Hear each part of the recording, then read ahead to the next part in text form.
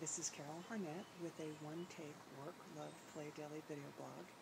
And what I'm thinking about today is why is it so hard to tell the truth? And since this video blog post is related to the HR Executive Benefits column that I wrote, which is put up this week on Tuesday, I have to say for FCC regs that I am hired and paid by HR Executive to write that column, although they do not require me to do this blog post, nor do they edit it or influence it in any way. That said, in my column, I revealed something which has been known within the disability insurance industry and the third-party administrator industry for years, which is that when you integrate the short and long-term disability, the long-term disability incidence goes up. The parlance, or the way people would say that in insurance, is that the experience worsens on LTD, long-term disability. So why is this such a big deal that I'm telling you? And it's because I get a couple of reasons. One is that the industry, prior to me being in it, had made a really good hypothesis, which is that if you integrated short and long-term disability claim management, that the duration of short-term disability absences should go down because you would manage them, and then in turn the long-term disability claim incidence would go down as well because people would be coming back to work sooner, or the claim would be ending sooner. And very, very logical hypothesis. The reality is it never happened. It just never happened. And nobody really knows for sure why. This problem has been looked at by every carrier and third-party administrator for, I'm actually going to tell you, more than a decade, and probably getting close to 2 decades.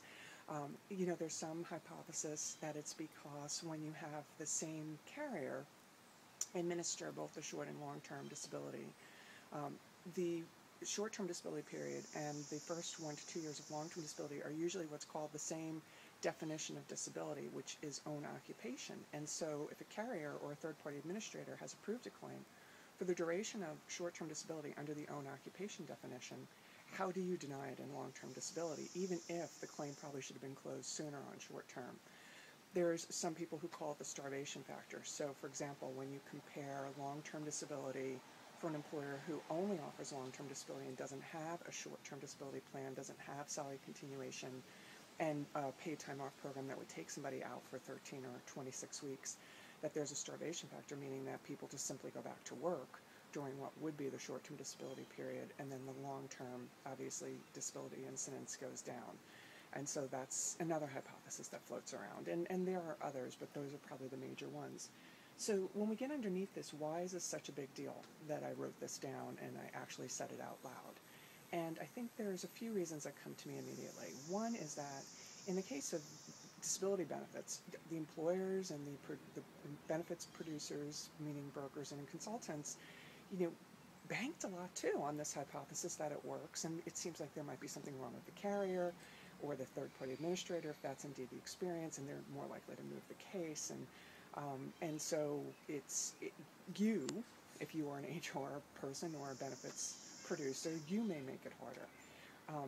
There's a second reason why it might be hard to tell the truth, and that's if you're a carrier who's getting your income through insured premium, and we tell you that if you put both the short and long-term disability with us, that the long-term disability isn't going to run as well, we lose money because maybe an intelligent follow-up hypothesis is to place the short-term back with somebody else and the long-term with a different carrier, and then see what happens. And the third reason might be just because we don't know. Now, in short and long-term disability for the third-party administrators and the disability insurers, that's not true. But in other cases where we find it hard to tell the truth, we simply don't know because we simply don't measure it. So this is Carol Harnett with a one-take work, love, play daily video blog, saying that let's get underneath and make it easier for people to start to tell the truth so that we can move forward in intelligent ways and try to remove our emotions as much as we can. I hope, under the guise of the Work, Love, Play Daily video blog, that you're going to have a great work day today, that you're going to get to enjoy some great love, and that you don't forget to play. Thanks.